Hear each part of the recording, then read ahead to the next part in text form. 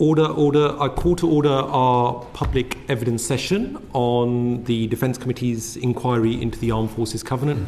It is a pleasure to have with us, and I warmly welcome both of our guests today, Mark Atkinson, who is the Director General at the Royal British Legion, and also it's a pleasure to welcome you, Lieutenant General Sir Nick Pope, who is Chair of the Confederation of British Serving and Ex-Service Organisations, Cobseo. We are very much looking forward to this evidence session, and without further ado, I will pass on to my colleague Alex Baker to delve further into this issue. Thank you, Chair. So the reason we've launched this inquiry is obviously because the government has set out to put the Covenant into law, and we feel as a committee that actually we need to understand why the Covenant is failing in its current form to inform what we need that legislation to do going forward, and to contribute to the debate on that. So I'm going to start with a question. How well is the existing Covenant delivering on its aim of preventing the armed forces community experiencing disadvantage? I'll start. You start. And okay. Well, thank you for the question. Thank you for the invitation to be with you today at this Select Committee hearing. So from an RBL perspective, obviously our history around the Covenant goes back some way, because the charity was campaigning back in 2011 through our Honour the Covenant campaign for the Armed Forces Covenant to be introduced. And I think, when we step back and look at the progress that has been made over the last sort of 12 or 13 years, the presence of the Covenant has had a really positive impact in tackling disadvantage and where appropriate, introducing special treatment. Having said that, I think our view would be there's a lot to do given the kind of changing needs of the armed forces community and the kind of changing needs of kind of public service delivery. One of the areas that we're particularly interested in is making sure that the Covenant continues to be seen as a promise from society to the armed forces community and not just from the state. And I think in order for that to happen, a lot more needs to happen in order to drive public awareness of the Covenant. I think back in 2018, Forces in Mind Trust did some research about public awareness of the Covenant and found that only 16% of the general public were aware of the Covenant. And RBL did research just a couple of years later in 2021, where only 17% of the general public were aware. So I think part of the challenge here is how do we make sure the Covenant and that promise that society is making to the armed forces community is better understood. And that's one of the things that I think we have a responsibility for, but so does MOD and others. Mark, if I could add to that, and yes, thank you again for the opportunity to be here again to talk on what is a very important subject. And if I could start, actually, Alex, by gently pushing back on the assumption that the Covenant is failing in its current form, because I think that's rather a stark judgment. It would be fair to say that there may be evidence of aspects of failure, but equally I think we need to balance that against the idea of success. And I come at this as somebody who's sat on either side of the MOD boundary, having seen this in its genesis 10 or 12 years ago, and now from the charity side seeing it as a sort of a deliver from the third sector. And I think it would be fair to say that my analogy here, I suppose, would be rather like a Roman eagle or a regimental colour. What the Covenant's provided over the last 12 or 13 years is something to rally around. So it's given us a head mark. It's a useful, more than useful piece of rhetoric. So from an ideological perspective, it's very difficult to argue with the premise that if somebody has signed up to allegedly or potentially put their lives at danger for the nation, then actually there's a covenant, there's a contract between the nation and that individual, which is deserving of recognition.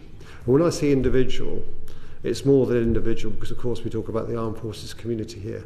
So recognising the breadth of the stakeholder community, from those who are serving to those who have served, to their families and dependents, and those who are bereaved, I think it's quite a large group. I mean, at its maximalist, you're talking about probably 10% of society there. So the time is quite broad. So ideologically, a great vehicle, and from translation of ideology to policy, we've seen an enormous shift, I think, from government and all aspects of government over the last 12 years, between a document which arguably at the start was an MOD-owned document and the sole purview of the MOD, to something which over the last 5 or 6 or 7 years has broadened out into other aspects of government. So good from ideology, pretty good from policy. It's when you get into implementation that it starts to become slightly more tricky, both either at the local level, so the interpretation of policy, or the ability to measure the impact and outcomes of policy. And in that area, it's probably fair to say that there is good work done, but crikey, a lot more still to do. The other aspect that I could reinforce what Mark says here is, if we look at what we put into Parliament, mandated through legislation to provide a covenant annual report from the Ministry of Defence, it concentrates very much on what the state is doing. So initiatives at the state to support those who have served, or their partners or their children. It's less good at recognising what's happening in society, either through industry or through the third sector. So I suppose my answer would be, it's a bit of a curate's egg. In some areas good, and in some areas work still to do. Right, and I mean, I join you I'm a fan of the Covenant, and I can see the progress it's made, but obviously I have a inbox in Aldershot and Farnborough of constituents who are feeling the pain of that implementation, and so that is what I'm really keen for us to look at, is how we can strengthen the implementation through this legislation.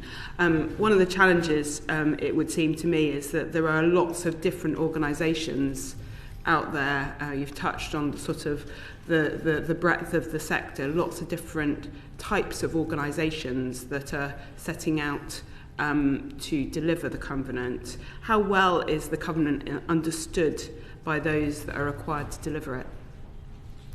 Me go first, you follow. I think it's patchy, in the sense that we've got on like a graphic equalizer, we have factors going in different directions. So from one perspective, you could argue that in central government, the idea of a slightly more muscular covenant through due regard or extension of scope is well known, but at the local area, you see substantial differences in terms of understanding and delivery, at a time when actually the parts of the graphic equaliser which are going in the wrong direction, possibly resources and finance, local authorities, NHSE service providers, same in devolved regions or administrations, and at the same time, arguably, is the armed force community is less well understood by society. As particularly as we start to lose the World War II generation, the national service generation, our touch points into society are less. And I think there's a real challenge for us as a nation to try and work out how we think about understanding and engagement, and the idea of collective vision and the value of service, not just necessarily for the military community, but more broadly, I suppose, for all first responders. So yeah, it's a challenge. And if I look across the statistics that we do have on the understanding, it's extraordinarily varied. So if you go to Scotland, to Falkirk, or you go to Aldershot, a good example, there are very, very different stories about how we do covenant delivery or support the armed forces community more generally through the various statutory service providers, and also through the charitable sector and industry. So it's a bit of a hodgepodge. You've both touched on this idea of the importance of public engagement. In a perfect world, what would you like to see government or others doing to have that conversation? I think, as I said before, I do think that's a sort of shared responsibility. Yes, government has part of that responsibility, but so do we, and so do local authorities and others, I think, to draw attention to the covenant, because as I described in my kind of opening response, I do think the covenant was very much introduced as a promise from society and from the nation to the armed forces community. So I think we've all got a responsibility in that regard. I was just going to comment on your question a second ago about application. One of the things that we found at RBL when we did a sort of 10-year review of the covenant's application is just the very sort of wide distribution of how it's been applied in local authorities. So examples of where some local authorities have taken the covenant duty and gone top to bottom and thought about how that duty should be applied, across the statutory services that they provide, and with really clear, visible leadership and accountability for that, through to other local authorities who said to us, actually, in the absence of any particular funding to support the covenant, we're doing the sort of absolute minimum. There's some content on the website, but not a lot more. So I think Nick's sort of characterisation of it being patchy is absolutely what we've seen when we've engaged with local authorities. And there are some brilliant examples. I was saying to Nick earlier that I was in Norfolk at the weekend and seeing what Norfolk County Council have been doing to make sure they are doing that top to bottom review, to make sure the covenant sits really strongly across all of their public service areas. But there are other public bodies and local authorities that are not doing that. It's a patchwork in terms of delivery. So if you were to go to Manchester, there's a relationship at the combined authority level. If you were to go to Wales, they've created armed forces liaison officers. If you were to go to the Solent, there's money flowing through local government funds. If you were to go to Glasgow, there's a collaborative relationship between SAFA and the local authorities in Glasgow. And similarly across the country, you have military champions and armed forces coordinators. So you've got a smorgasbord of ways of connecting with society. And I suppose you could superimpose on top of that the fact that the covenant itself is about no disadvantage by dint of service and special recognition for those who've given the most, or special consideration. Actually, at the local level, quite a lot of the support framework is about a need to provide support to individuals who have needs not driven by service at all, but either through socio-economic conditions or hardship, or multifactorial dependencies. So you're using the covenant, therefore, as I say, a sticker to provide service provision around, but it's not exclusive. And so when we get into causation and effect and evidence, then working out at the local authority level whether it's the covenant which has been the vehicle to drive better support frameworks is quite tricky. The fact that support frameworks are happening is fantastic, but I can't necessarily give you evidence to say that it's due to the government. I believe Lincoln Jock wanted to come in briefly on this point as well. Yeah, just to join two dots, I think you said that there was 16% sort of knowledge of, recognition of the covenant. And General, I think you said that what the state does, it seems to understand it, albeit delivery is patchy. But you were more concerned about in industry and the third sector. That seemed to jump over one part where, although they might be, outside the 16%, that I'm blown away by schools and the extent to which they are actually fulfilling the covenant, albeit they might not know that they are. And I think that in a way, wouldn't it be wonderful if everyone did what schools did in terms of, pushing this agenda, so that when someone walked into a GP surgery, they said, "Oh my goodness, you're a former member of the armed forces. Here's a petal-strewn path." Because I think that schools are doing a phenomenal amount in fulfilling the covenant, albeit they may not know that they are doing so. So if I give a little bit of an answer back to that, if I can, Lincoln. Yes, I'd agree with you. Schools do a respectable amount, and in fact the Service Children's Premium is obviously a vehicle for a school to recognise the fact that it gets additional funding for the children of those people who are still serving, and actually into, for a number of years, those who have served. If we take one statistic though, which I think I was discussing the other day on children, so SEND. So nationally, 18% of the children in this country now have a SEND characteristic. 24% of the serving armed forces community have a SEND characteristic. So 24%, 18%. You say, golly, what is it about service, therefore, that is causing disadvantage? We don't have the evidence to work out whether it's distinctly a cause of service, in other words, mobility, potentially as a cause, or whether actually there are more socioeconomic or family factors that lead to this level of causation. But we do know that there is a difference. So what does one do to mitigate the fact that you've got this large SEND population within the military serving community? The educational healthcare passport provides an ability to support SEND children in the military community as they move across England, but EHCP doesn't exist in Scotland. So if you're posted as a young military family from Aldershot up to Scaithness or wherever, or Faz Lane, you lose that support. So there are areas there which are, you could argue in some respects tactical, but are areas where in policy terms that we ought to be able to get after some of these issues. But your overall point that actually the service children's premium has helped at the school level, I think is true. Right. Thank you very much. Moving on to Calvin Bailey, please. Thank you. I'd like to pull you up on a couple of the points that you've made and perhaps go after an understanding of some of the patchwork. So, no disadvantage by dint of service.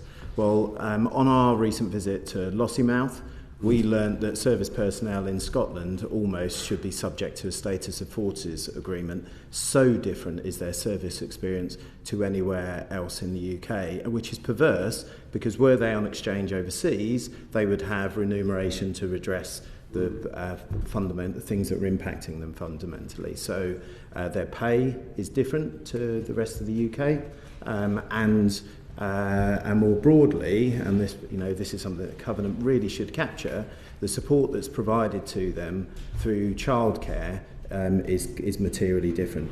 So those things should be captured by the Covenant. I wonder whether they should actually be drawn in under, it's not necessarily a Scottish issue, it's a defence issue. But that shows a complete absence, like there is a divergence in service experience across our nation, let alone elsewhere. So with that in mind, and I would like to specifically go into the Scottish issue, what are the reasons for this, do you think? How can these be remedied? And what, if any, other challenges do the devolved administrations have? I think, part of what I understand the committee is looking at is how the Armed Forces Covenant duty might be extended. And I think there are the 2 points that I would make in that regard on behalf of RBL. One is I think it does need to apply to devolved administrations and to the UK central government. And that isn't the case at the moment. But also, to your example around childcare, we don't believe that the kind of breadth of policy areas that are covered by the duty are sufficient. So childcare is a good example, but so is adult social care, so is welfare benefits. So there are other examples of where the covenant duty does not deal with the everyday experiences that people have, whether it's childcare, whether it's social care, whether it's welfare benefits, etc. So I think there's something about the sort of the breadth of the duty and ensuring that it does apply to central government departments, it does apply to devolved administrations, and it does apply to a broader range of policy areas. So at the moment, I think the risk is that some of the issues you're describing around geography and childcare just fall between the gaps, and the Covenant actually has no value in tackling that disadvantage that people face. So that we hear it from you and not from me, could you just describe the childcare issue so that we can take it as evidence? Yeah, no, I mean, I think my point would be that at the moment, the application of the Covenant duty in respect of education, housing and health does not deal with childcare. It does not deal with some of the SEND issues that Nick was describing before. It certainly doesn't deal with welfare benefits and compensation or immigration issues. So, there is a debate for government about how broad the Covenant duty should go. I think our position would be certainly broadening it out from health, housing and education is necessary, and really importantly, it needs to apply to devolved administrations as well as UK central government. And on pay as well? So if I pick up on the pay issue, but also this issue about the difference between devolved governments and the English position. It's a tricky one which I faced when I was supporting Rick Haythornthwaite doing the Armed Forces incentivisation work a couple of years ago. Because for the serving community, an individual who's posted from England to Scotland arguably has no choice in that decision. And so as you move across the boundary, you come up against a different policy framework between England and Scotland. And in some cases that may be to your advantage, in which case you stay curiously silent on the issue. And in some cases it's to your disadvantage, in which case you become very vocal. It's difficult to work out how one could use the covenant itself as a vehicle for exemplifying that disadvantage. Not impossible, but I'd say it's difficult. To me, that's much more about the terms and conditions of service within the MOD and the way the MOD has a conversation with its workforce and gives its workforce choice and agency in the decision of where it may wish to be posted. We've seen this on a number of issues to do with, over the last 10 or 15 years, taxation issues and cost of schooling, for instance, where we had a real issue about 7 or 8 years ago where the Scottish Government chose to change the position and it disadvantaged those members of the armed forces community serving north of the border. And funny old thing, we found it difficult to get young men and women to agree to be posted into Scotland. So the MOD, therefore, on those issues, to my mind, would do well to decouple a singular pay structure to have more flexibility in offering bespoke terms and conditions of service to those who are abroad. But we're not there yet. So in the US, there is a myriad of, as they move across state lines, service is uniform. It's uniform in the US and it's uniform globally. So we have heard from other parties that when US service people come here that they're exempted our tax. Yeah. Of course they would be, because no disadvantage by dint of service is something that they apply. And it's perverse that we choose not to, only within the UK. Just to keep moving, non-UK passport holders. Massive area that the Cobseo has been doing work of. I've sat on the Cobseo.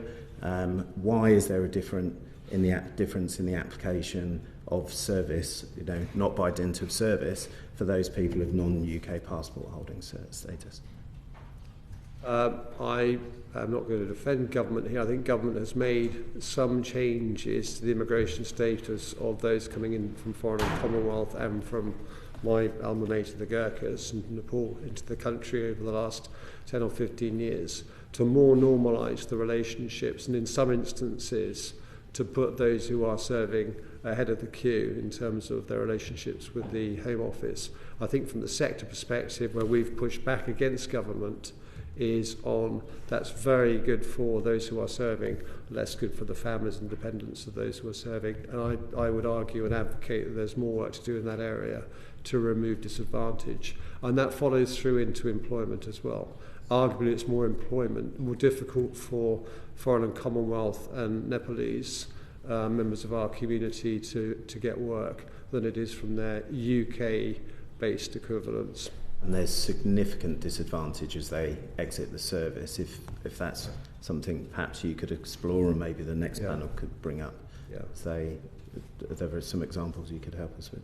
So I'll give you some examples. Funny enough, if I could reverse back to the serving community, particularly those based abroad. So if you to go to Brunei or to Kenya or into the United States, the ability of spouses, and I'm sure that the Families Federations will pick this up later, the ability of spouses to gain employment is very minimalised and marginalised by the way our status of forces agreements are put on the table. So a lot of work, I think, in that area to level the playing field, to enable spouses and partners to serve or to gain employment abroad.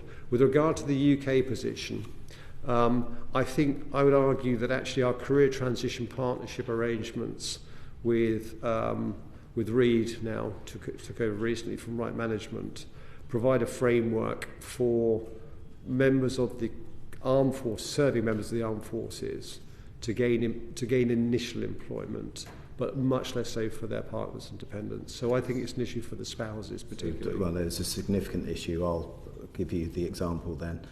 If you're a non-UK passport holder, you cannot apply for your indefinite leave to remain, which causes you loss of about 6 months of income. So that is a huge impact on anyone. And that's a massive impact on personnel, mostly coming from the US, actually. Yeah, I recognise that. I know Tam will want me to move on, but I would wrap up that, so we've seen massive divergence in our service across the UK, and significant divergence in the impact of non-UK passport holders, ethnic minorities, and people of the Gurkhas, of the Gurkha regiments. That doesn't look like success to me. Thank you. Thank you. Lincoln Jock, please. Thank you, Chair. We've concentrated a lot, and it's been very helpful to talk about the serving issue, because obviously we don't get to invite the serving to come and give evidence to us. And also we've looked at some of the veterans issues, and generally speaking, that seems to be the sort of world that we look at, sort of bifurcated, between serving and veteran. There is actually, I mean, of course, as you well know, there is a third group who are covered by the covenant, and that is the bereaved. And as I understand it, the lump sum given to families of deceased armed forces personnel are currently tax-free. But changes brought in the budget mean that the children and partners of unmarried men and women could pay death duties on that benefit from 2027 where the death occurs off duty. I'm keen to understand. My interpretation of that is that it is out with the letter and the spirit of the Armed Forces Covenant, but others will take a view. My question is this an issue which has been raised with you? Which bit of your organisation is particularly on this to lobby for that particular group of people in respect of this one issue? So there are, can I add another issue which is a very similar one? And this is where there is a policy change from the government which has an impact actually more broadly across the Armed Forces community. The issue you've raised there is one that the Armed Forces Pension Society are very much on point for. So Neil Marshall, the Chief Exec, has been very clear in working up advice to both ministers and the MOD and more broadly, and is advocating now for an exemption clause from that particular, wrong expression, but from an exemption for the members of the Armed Forces community who clearly will be disadvantaged, I would argue, with a change in policy here. A similar one to me, which again I suspect the families federations would pick up on, is an issue around stamp duty for those people who have residential homes but cannot live in them by dint of service, who are currently under the new stamp duty legislation going to be required to pay a higher rate of stamp duty under the changes to the stamp duty that came in the previous budget. So areas like that, we would always argue, if you are, from a government perspective, changing your policy, you need to be thinking through the implications for the Armed Forces community and working out whether you can have a revision or an exemption clause in the policy. And I mean, I agree with what Nick has said, and I'll just repeat what I said to Mr. Bailey, which is I think that part of the challenge with the duty is that it doesn't apply to Whitehall Department. So I don't believe HM Treasury or HMRC or other bits of government will be thinking about the disadvantage this may create to our community that we are representing, speaking on behalf of today. So, we would argue very strongly, as I know Nick would be, that actually the duty needs to apply to all Whitehall departments. So in the policy development and the kind of equality impact assessments that are taking place with new policy initiatives, be it the examples you gave or others, that Whitehall Department, central government, is asked to think particularly about the impact of that policy on this community. Mm-hmm. I always thought it was ironic that Armed Forces Day, which was a way of the nation giving back to their armed forces, normally sort of meant soldiers and sailors and airmen and marines having to work another day, which didn't seem to sort of fit the bill in any way at all. And with that thought, I will hand back to the Chair. Thank you very much. I believe Derek Twigg wanted to comment on this very point. Can I just cover one thing briefly, just an area where it used to always be a concern, just whether it still is a concern, and of course it affects from serving members to becoming veterans in terms of health and the crossover from when they leave the armed forces. And we know there's massive pressure on the Defence Medical Services generally. So is there still an issue there where personnel coming out into civilian life, and then going to the NHS as well, of getting the correct and right medical treatment support, both obviously in terms of mental health and physical health. Shall I kick off? This is an area where I think for the last 15 years the MOD has had a programme in place to digitalise medical healthcare records for smooth transition as one leaves service. Through what was called DMIC-P and now Cortisone, a programme that's been in flight for, golly, almost before I joined service and still has not transitioned. And I'll give you my own personal experience here, having left service 5 years ago. When you leave your medical records to send to your personnel branch, ours is in Glasgow in the Army, I asked for my medical records because I needed them to buy a house. And a month later, they were sent to me in photocopied form, out of order, and the photocopy pile was about 1.5 inches thick. And I reflected on that. So if I'm a senior 3-star Army officer and that's the treatment I'm getting, what's it like if you're a Lance Corporal? Clearly it's going to be difficult. And so as people transition out of forces and start to think about getting a GP accreditation, that ability to transfer your records is extraordinarily hard right now. And the more you can do to press the MOD to deliver a digitalised solution earlier, the better. So the translation mechanism is extremely clunky. At some stage, hopefully the majority of those who leave are going to be picked up by the medical system. And at that stage, I think the NHSE and devolved governments are doing a lot to privilege service. So for those who have served, GP accreditation, champions within various integrated care partnership boards, and again the same sort of relationship in other parts of the UK, are working quite well. Whether it's as effective for those who have are armed forces dependents is a different question. So you think there's a problem around dependence? Well, I think that actually the ability for a GP surgery to recognise that somebody's coming in as a dependent of somebody who has served is pretty tricky. So the identification tag that we have to do with being a veteran sits on somebody's GP record now, but I think less so for a dependent or a child of a partner. So I think that we've got ways to go really to think about recognition within the medical profession for the entire armed forces. Still an area of concern for you then? Yeah. So, Mark, I would agree with that, particularly on the kind of families piece as well, making sure that healthcare providers, whether it's GPs or dentistry or elsewhere, know that you are the partner, the spouse of, or the child of somebody who is serving. That there continues to be quite significant gaps that we hear on that, and particularly where people are frequently being deployed or relocated and having to restart those conversations time and time again, particularly thinking about families and spouses. Thank you very much. But we've delved in the last half hour into the existing covenant. Now I want to move on to proposed changes to the covenant. The Labour Party in its manifesto said that it wants to fully bring it into law in terms of the covenant, so they want to legislate for an expanded covenant duty. The Secretary of State, during his evidence to the committee in November, noted that he sees the Armed Forces Bill potentially coming in this year or next as the vehicle to do that. But as yet, there have been no specific details forthcoming from the government. So in your views, which areas should the duty be expanded to? So Nick? If I was to say in principle the idea of expansion is a good thing, so hold that particular thought. And if you were to expand into making the covenant a responsibility legally of all government departments, particularly I would focus towards the social care areas. I'd be looking into some of our employment legislation areas. But so in principle, expanding it across all aspects of government is a good thing.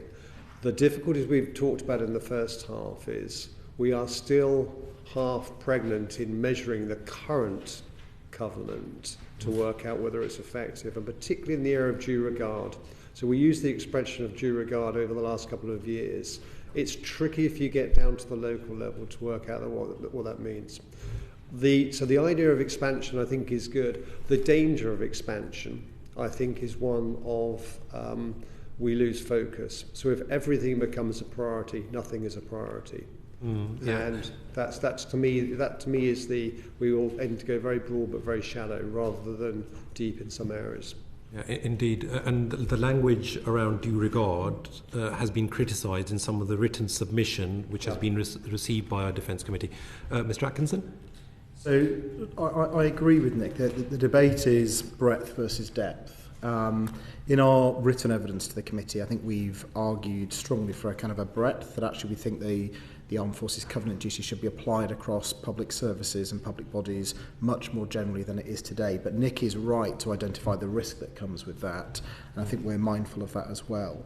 Having said that, I think there are probably 3 or 4 areas in particular that RBL would particularly like to see the duty extended to. Nick has already referenced one of them, which is adult social care, and obviously there is a huge interface between health and social care. We know that in terms of residential care homes across England, we've got 25,000 veterans living in those homes, and so we would like to see the Armed Forces Covenant extended to social care providers. I referenced earlier in my response to Mr. Bailey about welfare benefits and compensation. Again, I do think that those parts of the state that are making judgments on pension credit or council tax support, discretionary housing payments, etc., should also be required to properly take into account the covenant. So I would like to see extension into kind of welfare benefits.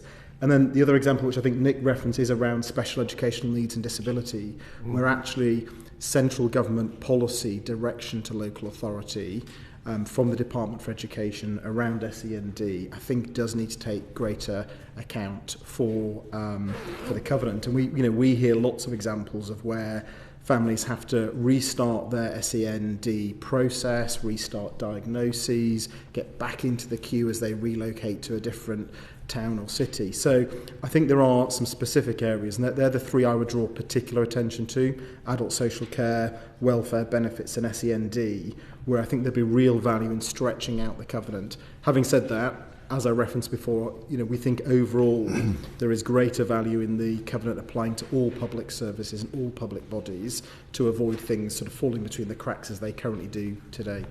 Good. Some of what you just said chimes with the evidence that we received from the forces in Mine Trust and the Local Government Association. So just to delve further into this, I think it's already been discussed when Alex Baker and others asked you the question around the inconsistent application of the existing legal duty. So if there was this extension, do you think that will bring around meaningful improvements to serving personnel? And also, what challenges do you foresee in terms of the application with regards to devolved administrations? If I could pick up the first, Mark, and you follow on the devolved administrations point, I think the legislation will need to make it very clear about on extension into areas which are reserved to the UK Parliament and those which are devolved to devolved governments, and how it would seek to mitigate in those areas or to normalise, to have a level playing field across the nation for areas which are not reserved. And I'm not quite sure how it works in an Armed Forces Bill, but nonetheless it would need to be looked at. The other thing I think that would be worthy of thinking at with regard to the Armed Forces Bill is, if we are going to extend policy to all government departments, then is it possible to also legislate for some form of assessment of delivery? So you mentioned the evidence you've had from the Forces in Mine Trust and also from RAND, I think, who also provided separate information, which talks to a paucity of evidence. So if you were to go to a local authority and ask about impact or ask about specific aspects of delivery against the covenant, I think the local authority would find it hard to provide quantitative evidence currently. And I think that actually it may be possible within a bill to think about how we think about impact and evidence, so that when the annual covenant report comes to Parliament, you have a better vehicle to assess the outcomes which we are seeking to get after in terms of no disadvantage and special consideration. Mr. Atkinson, very briefly. Just to build on that a little bit, so I agree with what Nick has said. I mean, certainly my engagement with existing public bodies that have a covenant duty, the two things that I hear consistently are, one, the lack of funding and the pressures on particularly local authority finances to take this additional legal duty alongside others and to make sure that there's proper investment in its application. I think I referenced that earlier. But secondly, there is a real disparity in understanding about the covenant. So when you speak to local authorities, there is a real distribution of views about what the covenant means and how it should be applied. And I referenced earlier in relation to a question about how some local authorities genuinely have done a kind of top-to-bottom review and thought about how they apply the covenant across their work, and others have done something much more superficial. So I think Nick is right. Some standardised evaluation, some standardised reporting from public bodies on the application is really important. I believe Jesse Norman wanted to come in briefly on this point. Yes, thank you. I should declare an interest in that I'm also the chair of a new specialist technical university in Hereford. So I want to focus a little bit on just employment services and education. Do you think there's scope for expanding the covenant in a way that would improve the quality of education training in the transition from service out of service, because that obviously has such an effect on family well-being, economic development, mental health and all the rest of it? So thank you for the question. I've been looking for a hook to get into one of my particular areas, which is employment, actually. I think there's a huge amount that we can do, not only in terms of transition, and by the way, transition should start on day one of service, and you should be thinking about a common assessment framework throughout service as to how you are improving your skills and your skills accreditation, so that actually when one transitions out of service into your future careers, you are better prepared for so doing. And actually your point here about enterprise approaches to supplement that transitional training, completely agree, but I would start them at the get-go rather than at the end of service. Yes. But it takes us into an area that we've yet to talk about, which is the Employers' Recognition Scheme and the 12,000 signatories to the Armed Forces Covenant in industry. And that's both public, state sector, private sector and third sector. 12,000 signatories is an enormous amount of individuals out there who've got goodwill to the Armed Forces community.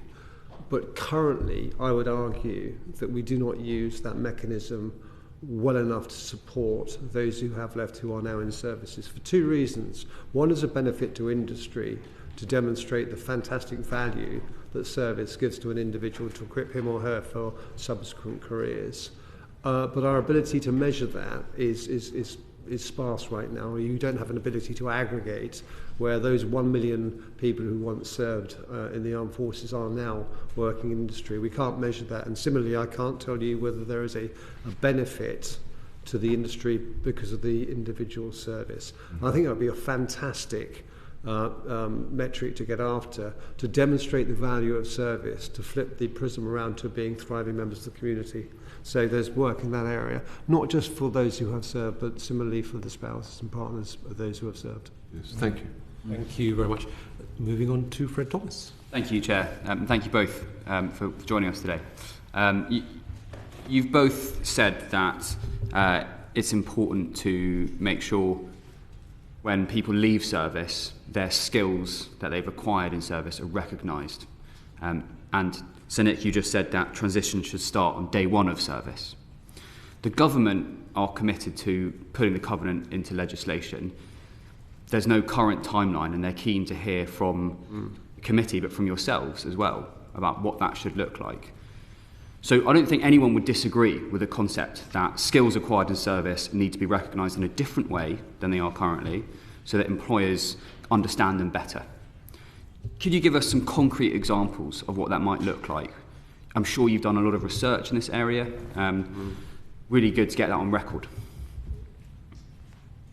So if I could start, and again I'll take you back to the Haythornthwaite Review and to work that we've been doing, the Ministry of Defence and the Single Services, more importantly, have been doing over the last 10 years to work out mechanisms to think about skills accreditation. It's fair to say that when a young man or woman joins service, he or she is given an enormous amount of training.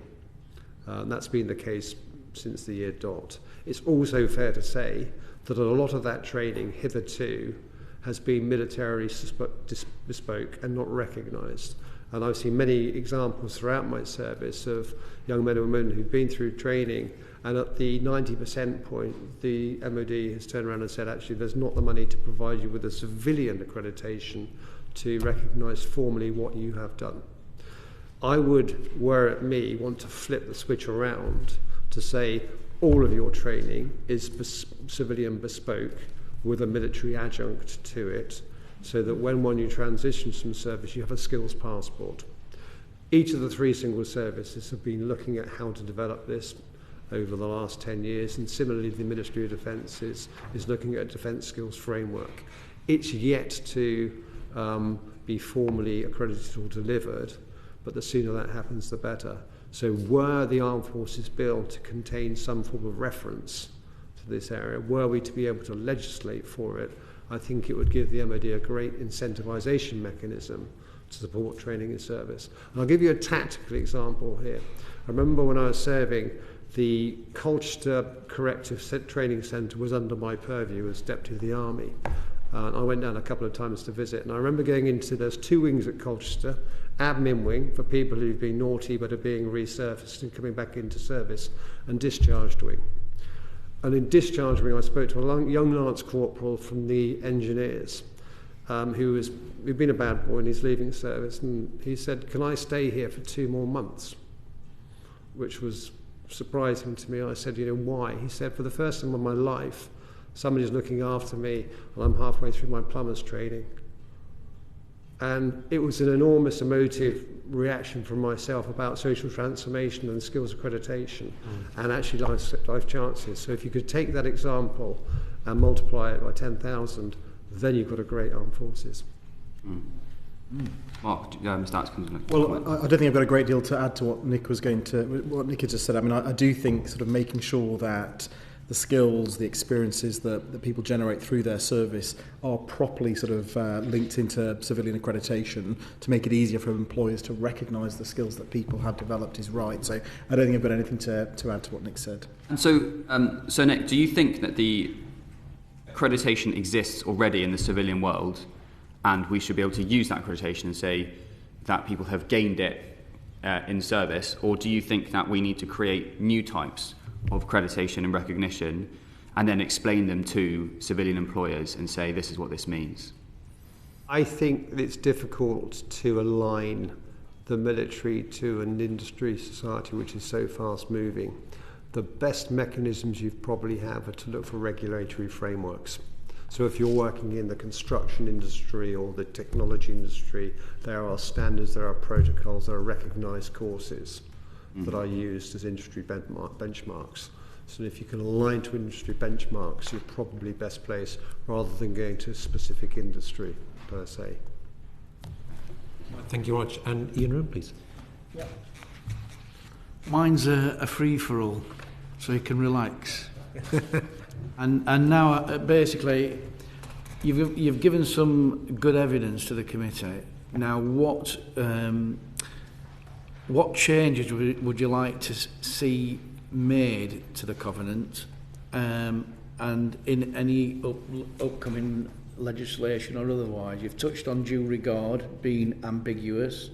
Lots of people working with veterans don't like that because it can be interpreted to mean different things. It's, could we, or should we, or must. So I'm thinking, what would you both say to the committee? What is your wish list, and what would you like to see out of this committee's work? I'm happy to go first.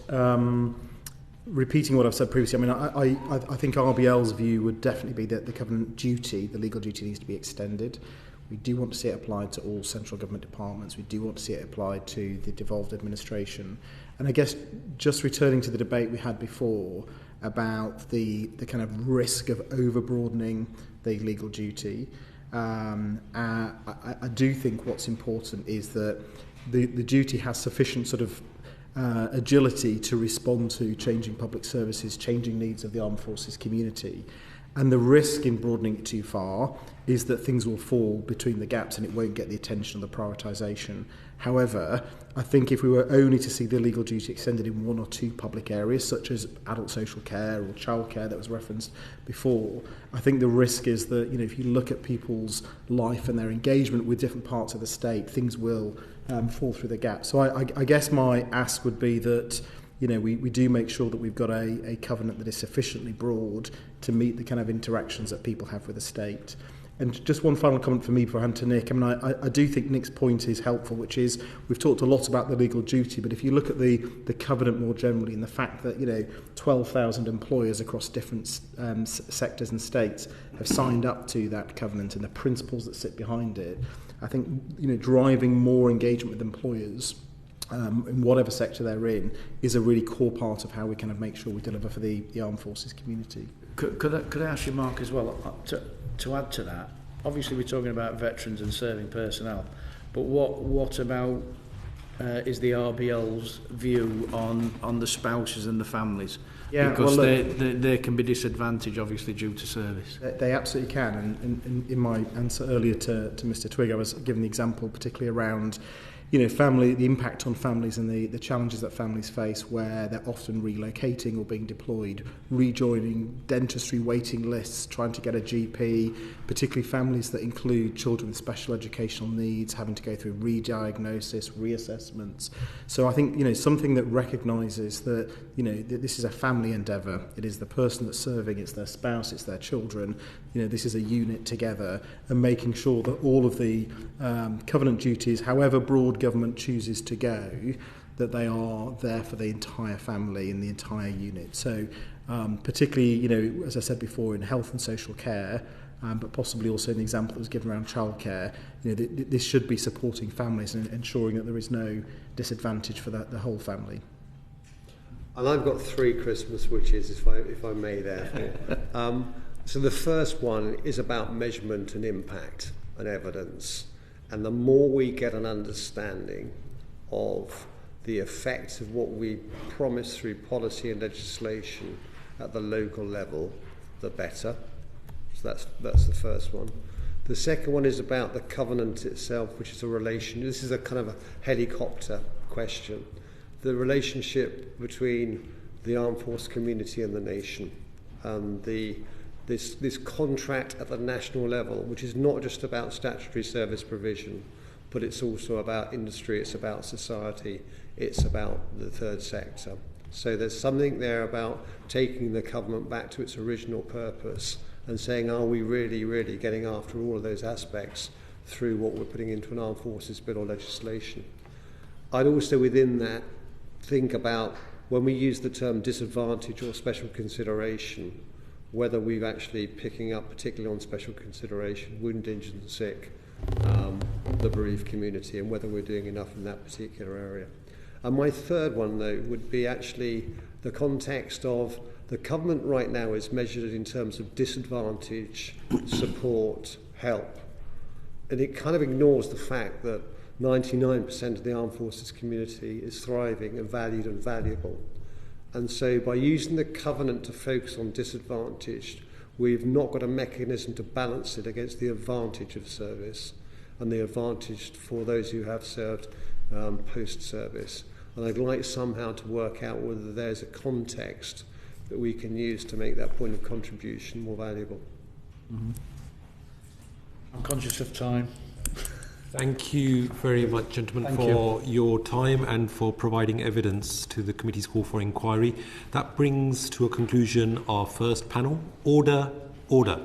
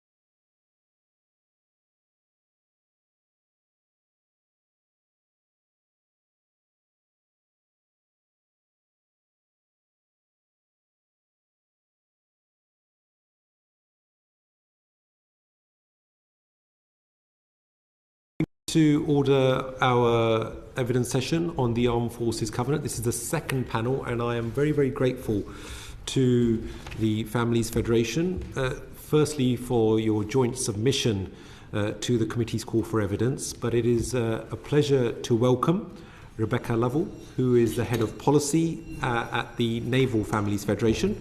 Also, Collette Musgrave, who is the chief executive of the Army Families Federation.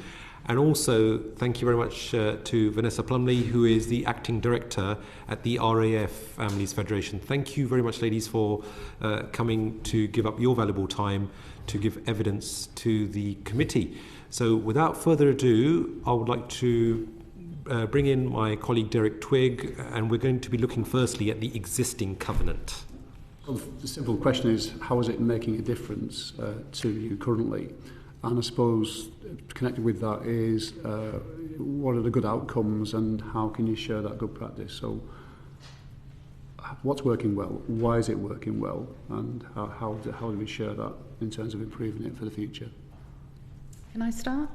Obviously, thank you very much for the opportunity to be here and to share our other side, because it's good to hear this morning's the veteran focus as well, bring in some of the families, so thank you for the opportunity. So the covenant, and it was interesting language, so there are some things that are working well. One of the elements is having the covenant. So that's the first start, actually having the covenant as an acknowledgement for armed forces community. And I think language is really important, because one of the challenges is not everybody understands the breadth of the armed forces community. As you heard this morning from the RBL and Cobseo, it does vary. So the things that are working well is where it is understood what the covenant is, and the NHS Armed Forces Commissioning Team have run with that and have given the armed forces personnel the opportunity whereby mobility can at times impact that lifestyle, it mitigates it. Because we do have families that have children overseas, and then you have the issue of having to get an NHS number set up and then return back to the UK. And if there's challenges with medical care, the Armed Forces Commissioning Team take away the waiting list concerns that moving to a new area sometimes has on anybody. And obviously we're not trying to create advantage, we're trying to mitigate and limit disadvantage. The other area that's working particularly well is in England, the service pupil premium that we heard referenced earlier. It is less well understood when you go to Scotland, because if they're getting it right for every child, the armed forces element isn't unique, so it's everybody, so that aspect is more challenging. Wales, where it is working really well, is the armed forces liaison officers that we heard referenced earlier as well, and they've got a national team that are resourced. So the places where it's working well, it's where it's been resourced and it's well understood. And I'll leave it at that point for my colleagues if there's any other points they want to come in on. I'd just like to pick up, as it was mentioned in the previous one about the service pupil premium that Vanessa spoke of, and in terms of understanding the covenant, certainly it may be that the families are able to, their unique needs are able to be understood. So, for example, to do with mobility or separation. So we see where it's worked well, they have a very good connection with the parents. They may understand that, for example, in the naval experience, just because they're not coming in and out, but they may have issues that are linked to separation, and they're able to provide that pastoral support. So, for example, they may be able to communicate, the children may be able to communicate whilst they're at school, because of differences in time due to separation, or when there's not able to be communication at all. And in the case of the submarine service, they may assist the children to keep a record of their activities. But more importantly as well, it allows the other children, so from the non-serving families, and to have that conversation and to have some of it understood about what those exigencies of service life are. I think my colleagues have covered the main areas where it's working well, to be quite frank. Okay. I'm disappointed to say that. I would love to say that there are other areas where, particularly for the serving community, it's made a real difference.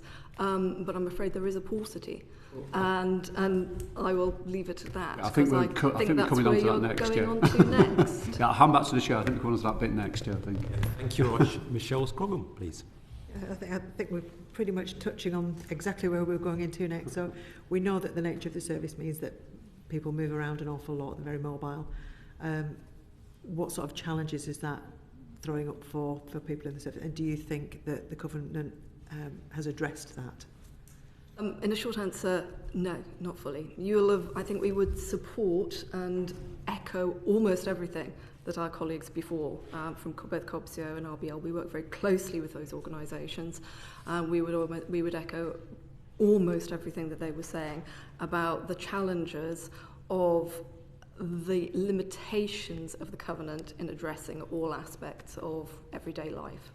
For the serving community in particular, the recognition of the Covenant does not tend, or rather the reporting to us and the fact that we deal with so many cases of people coming to us where they have faced significant problems, not because they are particularly in need, not because they have particular concerns or particular financial requirements or health requirements. They are just living their everyday life. They are trying to find school places for their children. They are trying to have continuity of care plans as they move around the country, move in and out of the devolved nations, come back from serving overseas.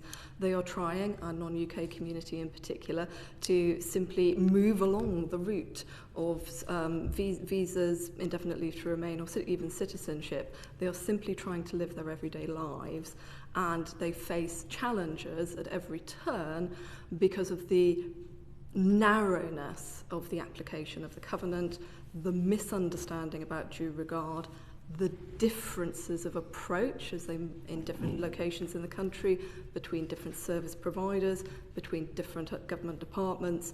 I have a lovely, if we build on my colleague General Pope mentioned stamp duty land tax. We have a case at the moment where one part of HMRC is quite happy to recognise the unique nature of service life in terms of capital gains tax. It is quite not happy to recognise it in terms of stamp duty land tax. Both issues in relation to the purchase of a main residence that one may not, due to service life, be actually able to live in. These are the things that people are facing on a day-to-day basis, and the Covenant, quite frankly, given the evidence that we have, is not for the serving community particularly well understood or functioning well in that regard. Did anybody else want to add anything on? I was just going to add, in terms of, just to reinforce it, it's the lack of consistent resourcing. So when you speak to the different local authorities, some have got Armed Forces Covenant liaison officers and others, and they're doing it as an additional role. So that's part of it. So it's language, understanding and resource are the three key points that I feel that are sort of causing challenge to the actual implementation. I mean, we have the evidence that's saying that it's different across all of the local authorities and within the devolved parliament. So what effect is that having on those service personnel, that it's not the same across them? It's hugely frustrating from start. You can move from one area where you're receiving one thing to another area where you are not. It shows a lack of value from society in that serving person, which can be corrosive over time. It presents practical problems in actually providing continuity of support to your family members, whether it's employment, whether it's childcare, whether it's education, whether it's training courses, for example. That's a real issue moving around the UK between the devolved nations. And it presents a great deal of grit into the system of family life that, quite frankly, is one of those things that when we come to the people have a more mature service, whether it's 10, 15, 20 years down the line, it becomes too much. And you are told that you have the Covenant which can support you in terms of engagement with individuals. The frustration when people actually come up against it and work out that actually it's not really doing what they think it needs to do for them to support their family life within the armed forces, that can then be very much the tipping point. Yeah, I would echo both my colleagues' comments. The challenges come when you're moving, could be moving between local authorities. It could be to do with some of the things you've mentioned in terms of actually access to information, and that understanding the point of contact with the local authorities, whether that is an armed forces champion, is that available? what's their level of knowledge, and just generally when you're engaged with that local authority, that might be very variable. That's certainly what families tell us, and that can lead to some anxiety about the accuracy of information that they're getting. And then when you add in also potentially moving between the devolved nations, or indeed from or back from overseas, again, that increases it. And there's a dislocation of expectation of what they might be going into and then what they might receive. And it's also remembering that when families are moving, there's a lot going on for them at that time. So it's not just about the education, it's also maybe the spousal employment. In terms of the Navy, the separation there, it might be very difficult to meet particular healthcare appointments, for example. And it's sometimes it comes back to that understanding and local authorities understanding what might be the particular needs of those families. So I can just add, it is sort of causing families to make decisions, either to keep the family static and to sort of mitigate the mobility, and thereby you've then got the peripatetic element of the service person going away, and the other challenges that has on the family reuniting and dynamic shift, and then potential impact on the non-serving person, as well as Collette alluded to, as people leaving. So actually it's that value factor that all of it is all contributing to the wider ability for the armed forces to maintain. What could be done to make sure that it is applied consistently then? Back to the point where we're hoping is the expansion to offer that sort of wider direction from central government to the local authority, to potentially attract additional funding to enable it to be resourced appropriately, and to ensure there is a better understanding of what language. We hear lots about veteran aware in terms of, as much as I've suggested the NHS are great with the Armed Forces and Commissioning Scheme, the GP service is veteran aware. When you drill into it, it does include Armed Forces families, but that's not inclusive. So it comes back to the language, the resourcing, and ensure there's comprehensive understanding of what the covenant means. And that's twofold. It's incumbent on the service personnel and their family to understand what they should be asking, because a lot of them don't. And they wait, and then it gets to the crisis point, because obviously people come to us at that point when they're looking for help. So there's a wealth of people who are successful and are enjoying it and having a good time of it. It's the reality that they only come to us when there's a problem, but we recognise there are more people that perhaps don't know about it or know that the help is there when they need it, and they're the ones we worry about as well. You touched on the Armed Forces champions there. Yeah. What value is placed on that nationally, you think? Does that again differ from area to area? Yeah, so we found in terms of access, the first port is getting the information of who they are. There isn't a consistent system to do that. And when you try and get hold of a list of them, Scotland have got a very good leaflet that tells you who the Armed Forces champions are, and you know that through the Armed Forces Liaison Office that Wales have addressed that. In England, it is difficult to find out, and you recognise sometimes it's not always going to be the same method. So you go on the website, and you'll get a generic email, and then you find out that person's doing it in addition to another role. So that's where it becomes difficult getting the time. And when you go in to talk to them, it is very much passionate at the time, but it's not their primary role. So getting the time to enable that full understanding is difficult. So yeah, it's back to Nick's phrase of patchy. Mm-hmm. Thank you. Thank you. I believe Derek's just quick on this issue. Just in sum then, what you're saying is the covenant's working much better for veterans than serving personnel and their families? I think we would agree that there's much greater awareness of veterans within the context of the covenant. Yeah. There are many more processes, all of the ops that you can think of, courage, are very much badged in a veterans way, even as Vanessa says, when you dig into them. Working better for veterans. Much of the legislative stuff is related to veterans. Yeah. I would never, as a veteran myself, wish to create a divide between us within the wider service community. I'm just because we're trying to get to the bottom of what's working. So basically, it could work better for serving personnel and the families than it is currently. Absolutely. So then the question is, how confident that these concerns, which are passed up the line, are getting to the various chiefs and ministers? We have certainly presented evidence on a number of occasions. We've been involved in consultations. Being very diplomatic.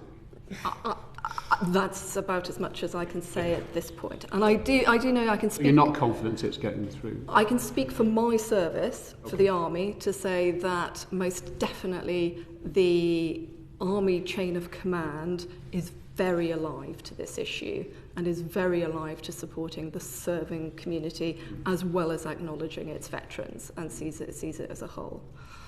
But in terms of where we are getting to, in terms of armed forces, the legislation around this covenant, we've yet to see the progression on that. Okay. Thank you very much. Ian Room, please.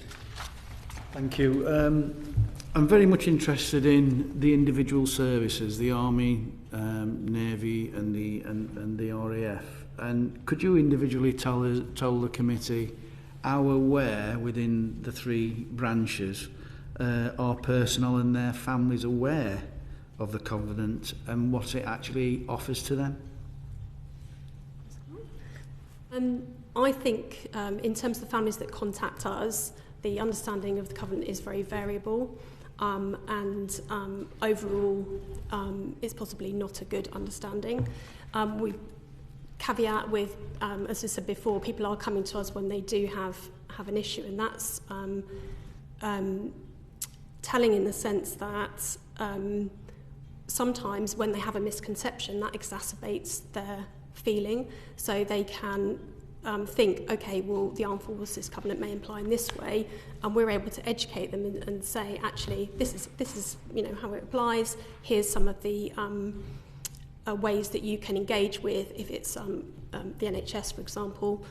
And so they go through that education, but that feeling that because of that misunderstanding makes them feel that they somehow could be let down, which is a real feeling for them, when often it might be the first time that a family has reached out to us to do that.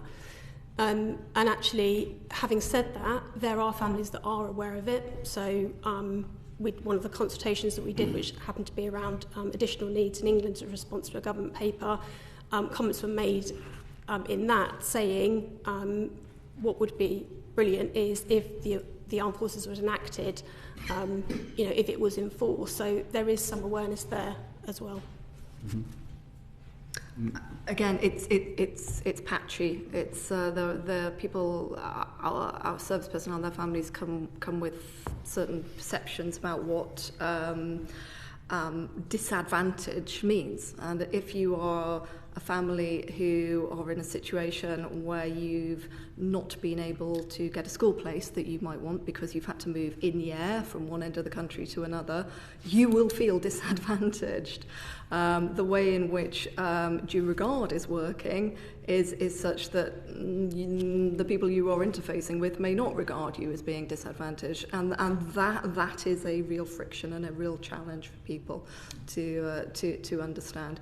We all do our very best, I think, in terms of supporting people when they come to us, in terms of explaining what the covenant can and cannot do, and yes, we encounter frustration on a daily basis with understanding about why it's not doing certain things.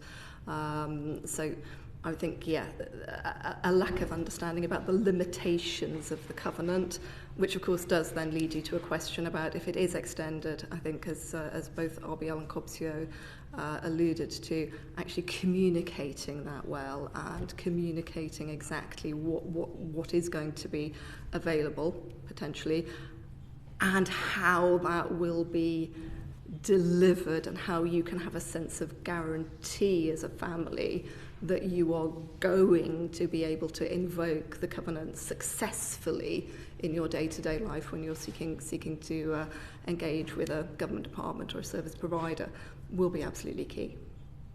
Mm-hmm. I think from an RAF perspective, it's very similar to the Navy and the Army. It's the relevance. So as a single person, you wouldn't necessarily look to understand what the covenant was unless there was a specific issue that you felt that you needed to pursue. So it's what the hook is to the serving person to need to understand the covenant is the first element. But when they do hear about it, as Collette mentioned and Becky, the actual understanding of it is sometimes skewed because they're looking to, in their view, understand how their perceived disadvantage can be remedied without recognising the level element of disadvantage against the nation. So I think it's parochial depending on the circumstances of the individual. So how well is the covenant understood by the organisations that service families engage with? Very similar. I think it's if you've got an area whereby they've got a large density of service personnel. Norfolk was referenced earlier. Fabulous. They've set up their own specific Armed Forces commissioner, and they've got a really comprehensive board that they invite the family federations to join. So I'm a member on that. Oxfordshire is a civilian military partnership. Lincolnshire's just reinstating theirs from an RAF perspective. So I think it's relevant to the area as to what the investment is. But that's at that level. The depth of understanding is where the challenge is from the interface for the families. And I think that's the problem. In terms of, and in terms of employers as well, we have examples whereby the employers have signed the covenant, families come to us when the non-serving person is employed by them and they're trying to look for a change of circumstances where their service partner's deployed. That person that they've engaged with is not aware of the covenant at all. When we are then able to go in and explain, then that helps to unpick some of the challenges. It's very tactical through to the more operational, but there are very variable levels of understanding. Mm-hmm. Anything you'd like to add on? Indeed, and I think the area that's not really been touched on is the private sector within the covenant. Many of the things that one deals with in one's everyday life, which is what we're talking about here for the serving community, are things like financial services. They are things like mortgages. They are things like getting broadband, being able to transfer your broadband contract. Engagement with the private sector is most definitely something where it is very patchy indeed, and does depend very largely on the nature of the individual who happens to be at the end of the telephone line at the time. And again, we spend a lot of our time going in with a very long screwdriver into organisations which we know have signed up to the covenant, and saying on the front line, this goes to other government departments as well, particularly the DWP, if I might say so, of saying you have signed up to this. Here is a very clear-cut case of disadvantage. Please, can you do something about it? But it does require the long screwdriver on far too many occasions. Do you think that's to do with a lot of understanding within those departments, but saying that statutory you have to sign up to the covenant, and therefore they're not understanding what it actually means? I couldn't speak. I think and resourcing it. I think there's a lot of genuine commitment and a lot of genuine empathy. I think in terms of resourcing, training. I mean, I've worked in a call centre in the past in my youth. The turnovers like this and the trainings like the idea that you're going to get somebody who really understands and empathises consistently with the circumstances of an armed forces family.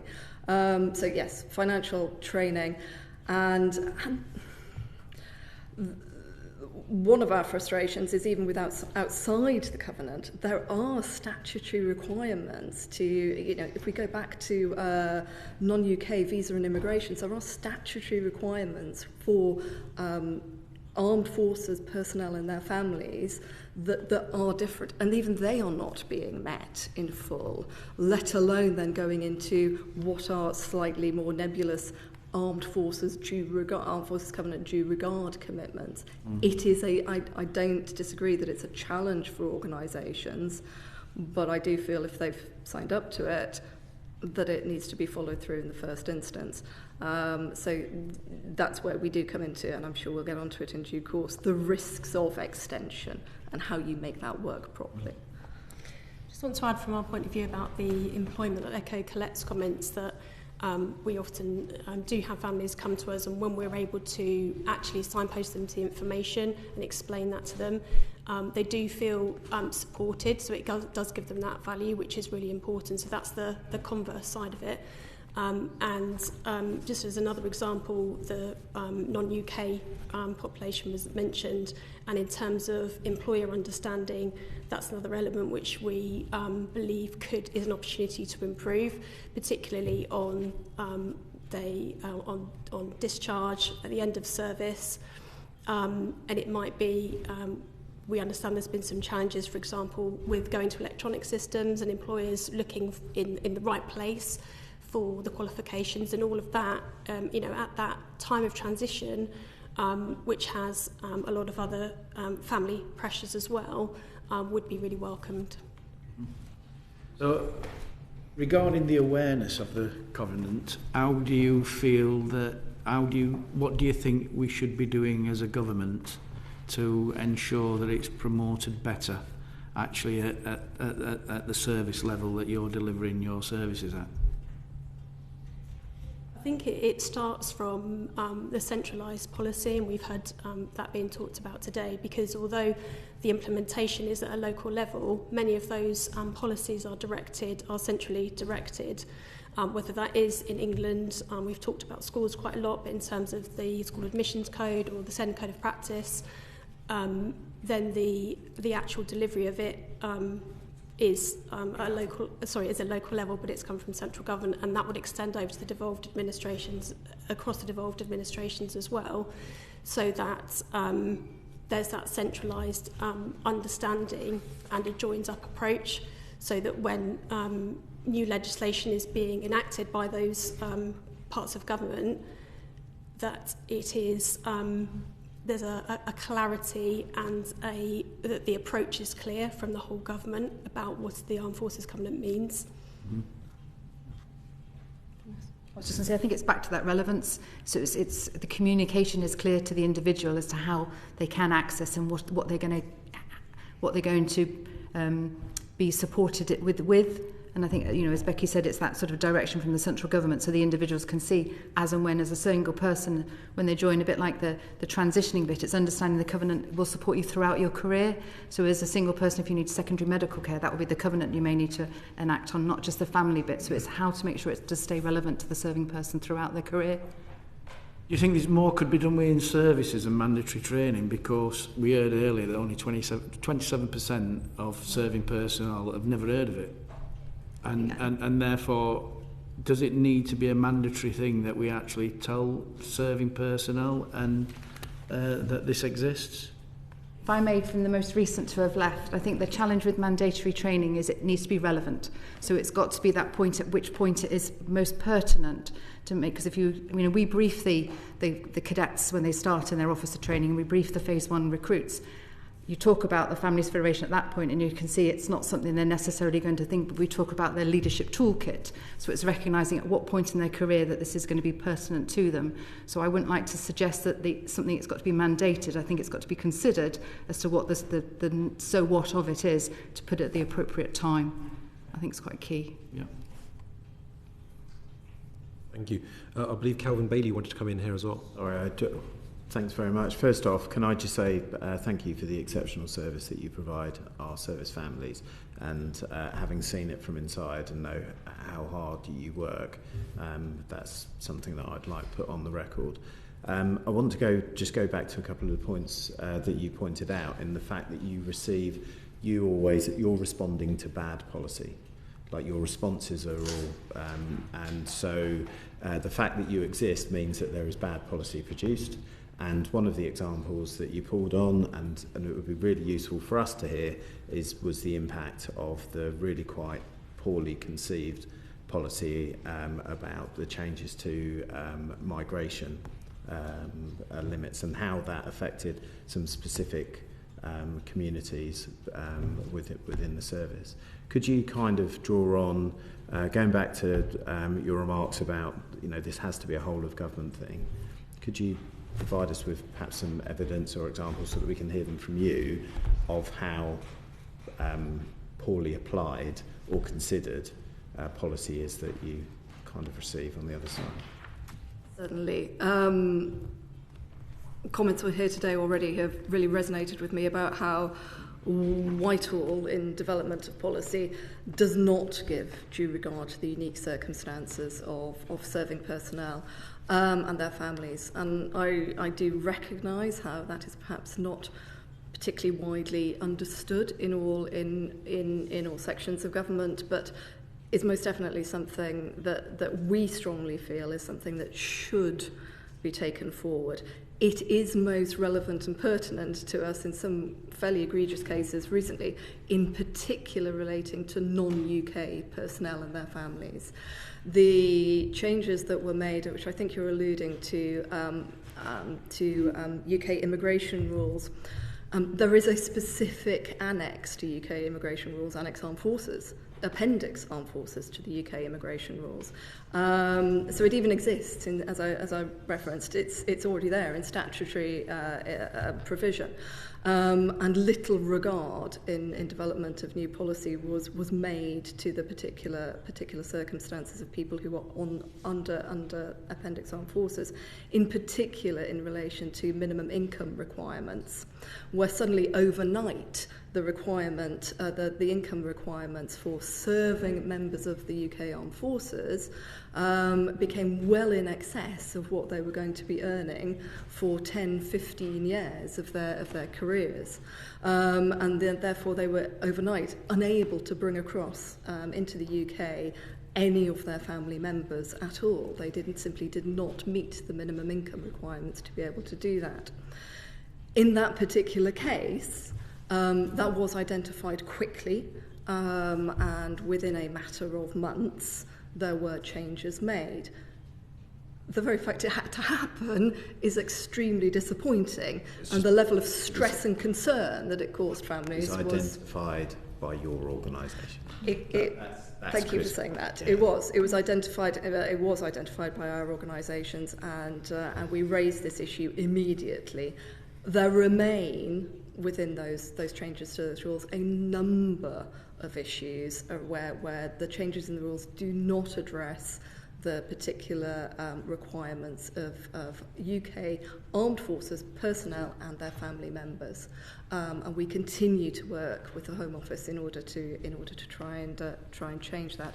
It's not the only example. We've heard here today around stamp duty, land tax, the idea of a main residence which service personnel cannot live in for service reasons.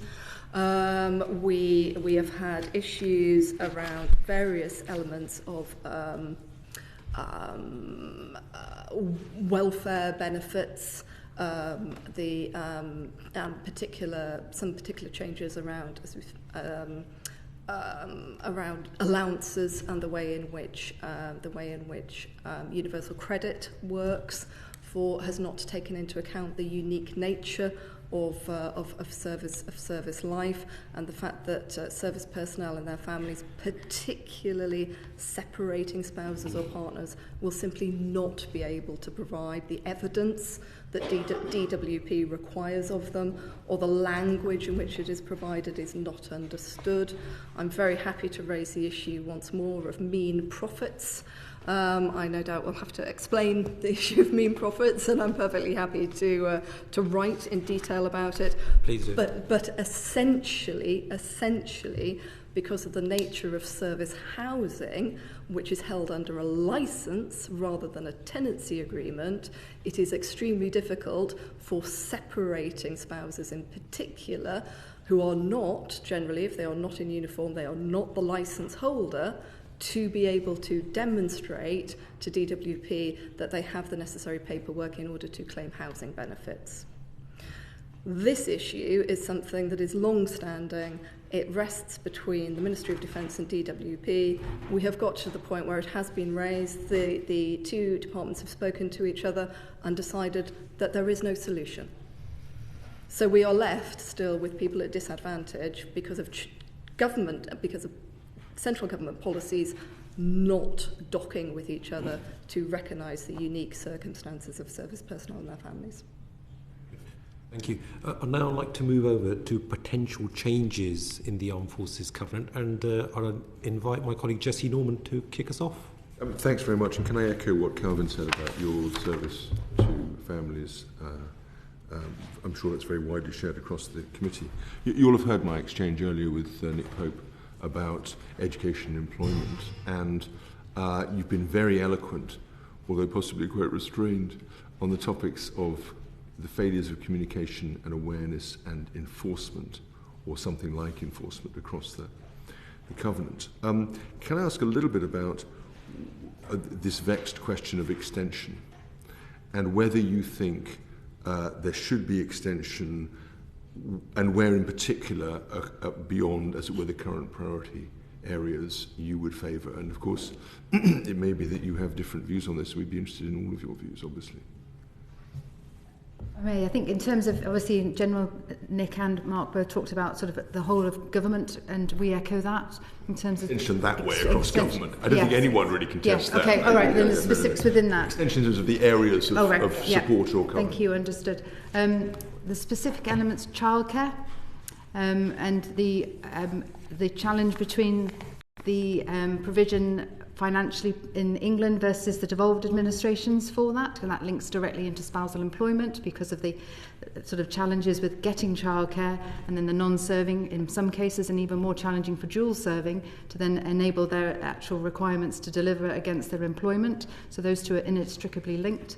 So within the spousal employment would include even the defence relationship management to ensure that the guidance that they're giving on the employer recognition scheme is well understood, and it comes back to that language understanding and resourcing to make sure that people fully understand what they're signing up to, so that when Vanessa Plumley as a spouse contacts them, I'm not left in that frustration of I'm now not able to deliver on my actual contract of my work because my partner's deployed, and actually that's making me professionally and personally concerned, and then that's having an impact on my well-being, and all of those points come into it. So definitely childcare, education, the social aspect, the DHSC in terms of the Department for Work and Pensions,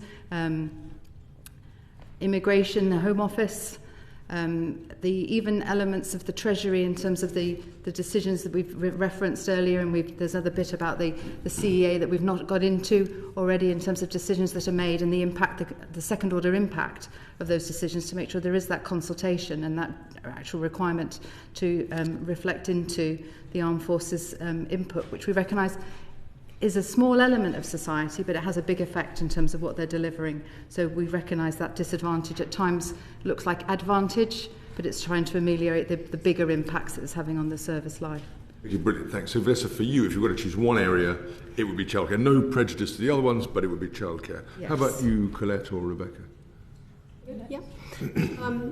So for us, childcare is also a key area. We can talk about that in a little bit more detail if you would like. Also employment, and a continued focus on some of the areas that we've talked about, so particularly immigration, citizenship, and also education and healthcare. And transport, for example, which we've put into our written submission, which would potentially come under education too. But caveat that with the statements we've already made in terms of the extension across all policy areas. I'm going to agree with my colleagues, clearly. But if I think about the particular constituency that we have in terms of our beneficiaries as serving Army personnel and their families, I would like to give particular focus to our non-UK community. The vast majority of whom sit within the Army, the variety of which sit within the Army, the nature of both our non-UK personnel, our non-UK families. It may not necessarily be the same thing, and of course the Gurkha community as well. So I would very much like to see that fully encompassed, not just the statutory elements, but the way in which those are applied and the way in which due regard is given to disadvantage, particularly on transitioning out for service personnel and moving around both the UK and in and out of overseas for serving personnel and their families. Beyond that, I think the other key area is most definitely that interface between the military compensation, the military offer, and welfare provision. And really, and that doesn't go to a particular department, it doesn't go to a particular theme, but the nature of trying to either live one's life when one is serving or transitioning out, and being able to access the level of support in terms of welfare provision that one is entitled to as a UK citizen, I think is absolutely essential. And that ranges from everything from national insurance, ensuring that spouses get the correct national insurance contributions in recognition of accompanying their service person overseas, all the way through to the correct pension service and that interface between a service pension and other compensation. Okay, thank you. Let's just talk a little bit about the criticisms you've made of this language of similar duty of due regard versus legal duty. Can you just talk a little bit about what your concern is there and whether you think that the adoption of that language actually would have the effect of watering down the commitments rather than increasing them and spreading them? I think that's a risk that we as Families Federations have communicated into the Ministry of Defence for several years now, is that the risk of both legislating, the risk of using due regard and now subsequently the risk of legislating more widely certainly does, without the proper mechanisms around it to measure effect, to hold to account, and to provide a robust, for want of a better word, governance process within to support the extension of due regard, does present, we feel, some risks. You've already given an example where two departments acknowledge there's a problem and are perfectly content to say there is no remedy. So in that case, they could say, well, we have had due regard to this and you can sort off. And that is one of the concerns that we have put forward. When challenged, the answer is, if for example, when means profits arose, the issue arose because the answer had been, you must go to the relevant departmental ombudsman. Well, okay, but going to the relevant departmental ombudsman in this case doesn't actually get us any further forward because that process doesn't understand the nature of military life, the language that is being used by the families concerned. It simply doesn't understand. So it's not getting across the boundaries between those two natures of life. Any MP would have a worry about whether a resort to an ombudsman was a solution to anything, frankly, let alone in the time concerned. And so it just continues. There is no point anywhere in the process by which, when you do reach an impasse, such as we have only over means profit, that it can be taken further forward. We have spoken to ministers. We have raised it again within the relevant departments. There is no way forward. Due regard doesn't really mean anything, is the concern that you have, and this kind of demonstrates why. There is a possibility in particular situations where such an impasse is reached. Where's the teeth in it to move it forward for, admittedly, a small group, but for them a very, very impactful situation of getting progressively into debt because they can't access housing benefit. Where do those families go? Now, one might argue that this might be an excellent role for the new Armed Forces Commissioner, perhaps, to take forward as a single individual with the ability and the profile and the power across Whitehall to knock heads together. But at the moment, that is lacking. Choosing an idea at random. Okay, wonderful, thank you. Do you want to add to that, Vanessa or Rebecca?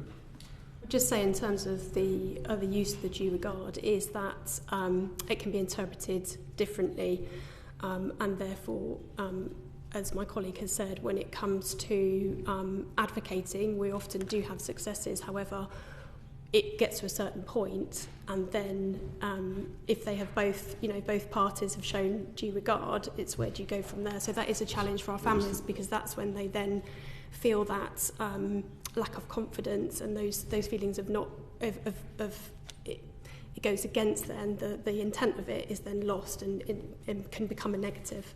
So just extending a process could count as due regard, even though no substantive regard is really being paid. Mm-hmm. That's interesting. Thank you, Vanessa. It was just to say the same point, really. Where does it go to? How is it challenged beyond that point of that final decision that the highest person actually has that? Have they shown due regard? Yes. In their opinion, yes. And that's the bit, the ambiguity is such that we don't then have any leverage other than our perspective, and then that just becomes one versus one in terms of who's got the final say, and they have because they're the ones giving the provision. Thank you very much indeed. Thank you. Thank you very much. I believe Ian Room wanted to come in on this point as well. Just one of the submissions that the committee received was around the this duty of due regard, and specifically around financial institutions. So, for example, I don't know how common this is, and maybe you could highlight it to the committee, where a serving personnel has got a mortgage in this country and then they get posted abroad. The dilemma then is, do they rent that property out, as in the submission that's been submitted to this committee, or do they just leave it empty? Now, obviously, because of current finances, they want to let it out, but then the banks make them pay, or want them to pay, lots more to get a buy-to-let mortgage because they're letting it out. So that's one of the submissions we've had. How common is this within the services? That particular issue or financial... Well, I think with the financial issues of financial institutions. I'll take that particular issue because I'm quite familiar with it. That is not uncommon by any stretch. Most financial institutions will, in fact, if you explain that you are a service person and you provide the relevant information, will give you a grace period for a number of years. Often, however, that number of years is not the same length of time as a posting overseas, particularly if that posting is extended and you potentially go from one overseas location to another overseas location, and you can find yourself particularly in that situation. We have a fairly regular drumbeat of service personnel and their families coming to us with similar challenges around the provision of financial services, whether that is credit ratings as they move, particularly being very mobile within the UK, but also many of these issues do, as you've highlighted, result from overseas postings, and the lack of recognition that an overseas posting is not overseas residence. You are you are there at the behest of His Majesty the King. You are not there out of your personal choice to be living overseas. It is a fairly steady drumbeat of concerns around, retaining financial services on the same playing field as you would do if you were in the UK. Yes. Thank you. Anything to add, or you okay? No, just the same. Yep. Thank you very much. Fred Thomas, please. Thank you. I came out of service quite recently, and the Armed Forces Covenant, my understanding of it while in service was informed by colleagues. It was an idea, a concept. Very hard to find it written down, very hard to find how it would be enforced or applied to anything that affected me or my colleagues' lives. That's why I think legislating so that it's on the government website, written down as law, is really important. I also don't share the concern around extension, because I think legislating is different to extending. I think it's a different concept. This is going to come into law at some point in the next, this parliamentary term for sure. What do you want to see in it specifically? And you were in the room, I asked the previous colleagues specifically, what do you want to see in it? I didn't get a very specific answer. The government are listening. The MOD is listening. Let's take an opportunity. What do you want to see written down in law?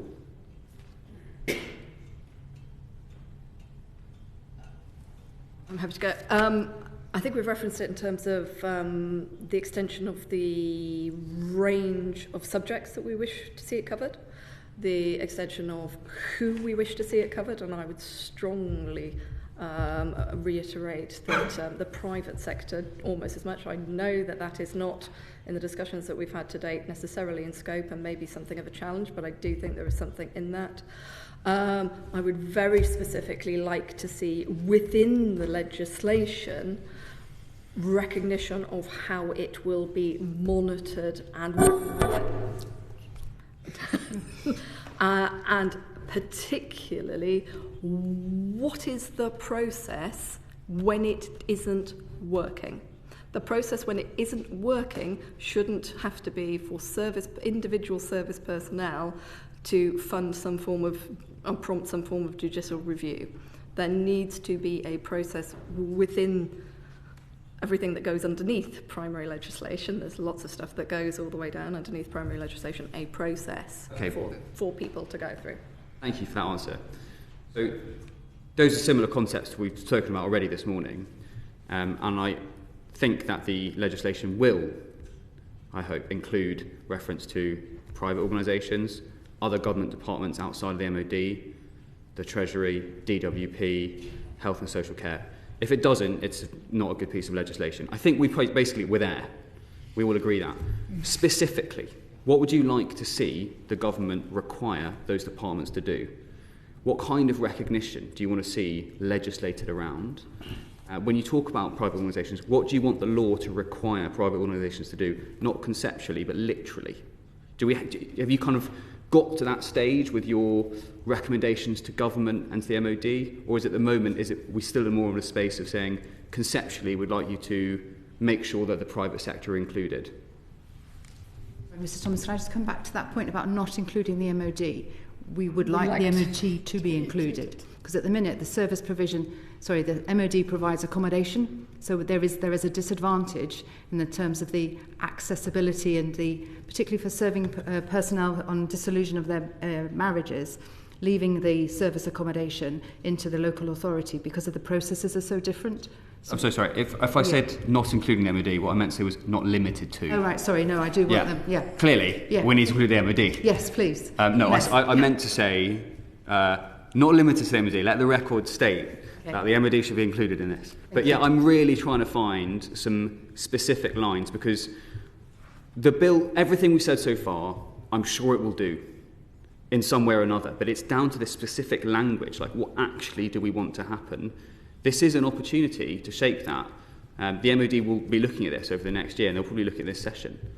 This is a chance to get real recommendations in.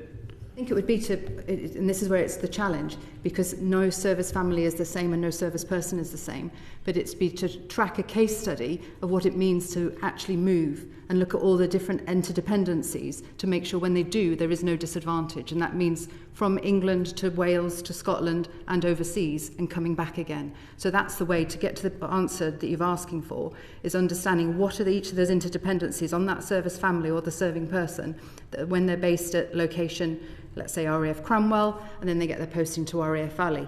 There's going to be a change in if they've got children, the childcare. So that's your first element. So it sounds that we're not being specific, but we haven't got an individual case of one family moving around all of these different areas. But it's to standardise the processes that when somebody goes to the Armed Forces Covenant Champion, they know what that means and what the impact is, and the family aren't then having to explain additionally, I'm now having challenges getting my child EHCP accepted for this local authority. So I think it's that standardisation is really, really important throughout the country as to what the different interdependencies on the service person are in terms of housing, education, finance, transport, immigration if they've got a non-UK. So it's all the bits that we've said without being able to... Now, we can give you the tactical detail of the cases if that would be helpful, but I can't give you the specifics because it would take too long, and it would be very different for the families in the Navy, the Army and the Air Force. But that is your challenge. It is understanding the lived experience for each family, and it's not the same.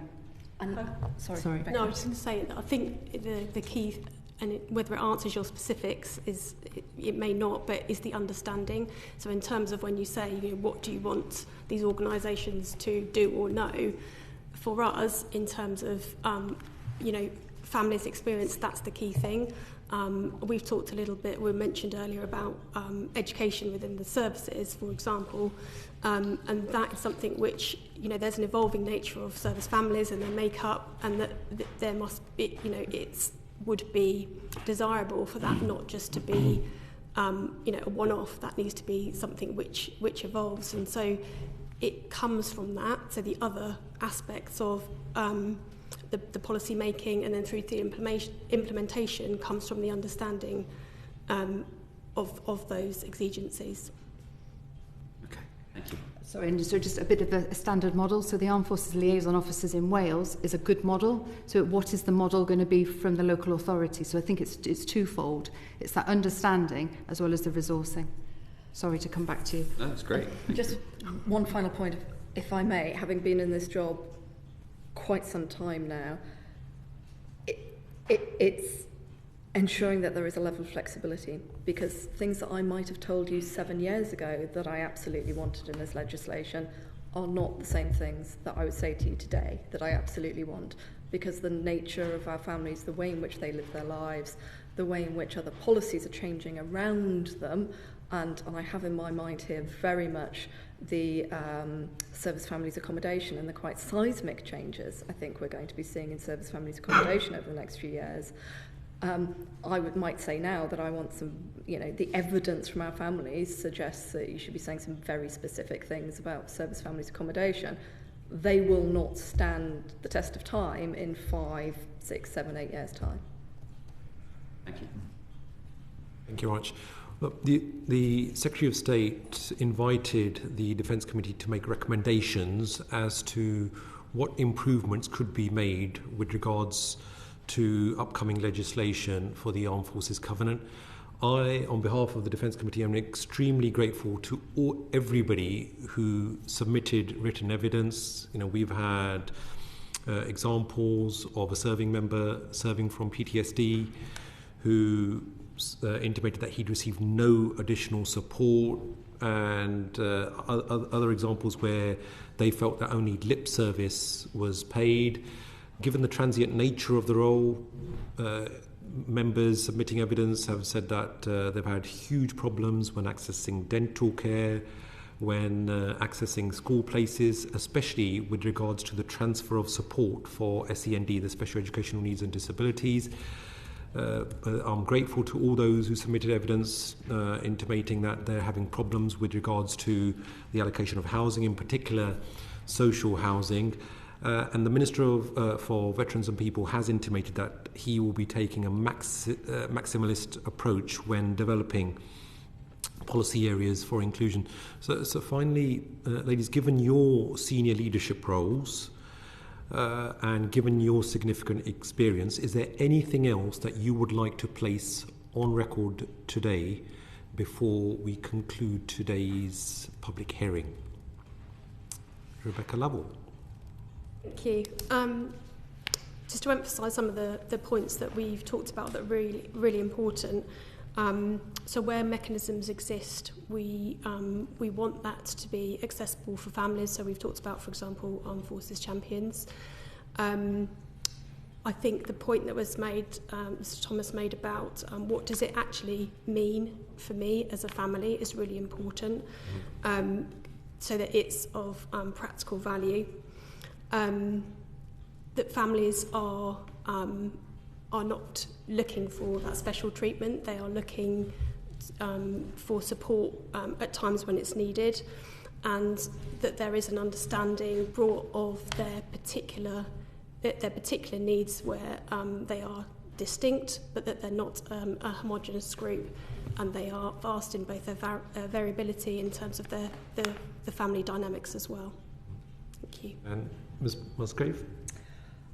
I think the thing that we have, I fully support Rebecca's comments and could not say those elements better myself, but I would say I think the one thing we've not touched on today in much detail is the nature of accompanied service overseas and the responsibilities that the Ministry of Defence has for both that while people are overseas, but for ensuring that service personnel and their families can continue to live the family life that they might wish to have, and that includes issues around supporting spousal employment in overseas locations and prioritising some of those elements which the Ministry of Defence is actually responsible for. But it's not limited solely to that issue, but I would like to note that family life overseas, moving to living and moving back, is something that absolutely should be recognised and acknowledged within this work. Thank you. And Ms. Plumley? That was the point I was going to mention in terms of spousal employment overseas.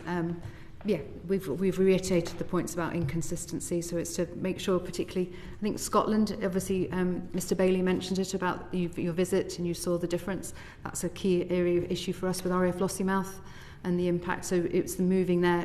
Families shouldn't be disadvantaged, and being able to get your overseas visits for your boarding schools because you're overseas, but it's costing you even more in Lossie is not comparable. So it needs. We actually heard that during the Defence Committee's visit to RAF Lossiemouth. We need to make it a level playing field. So people aren't being disadvantaged. And Northern Ireland. And Northern Ireland. So we haven't touched on Northern Ireland and the challenges there with the Covenant. We put it in our written evidence, but that in itself is a challenge. And we've got families over there at the minute with schools being closed because of the reduction at Aldergrove. So we do need to make sure that we have the leverage in Northern Ireland that we don't currently have on the Covenant. Indeed, an excellent point, and we will be delving much further into devolved administrations in future hearings. Well, I am extremely grateful to all of your good selves and the Families Federation for your invaluable time as well as your submissions. And with that, I bring to a close our hearing on the inquiry into the Armed Forces Covenant. Order,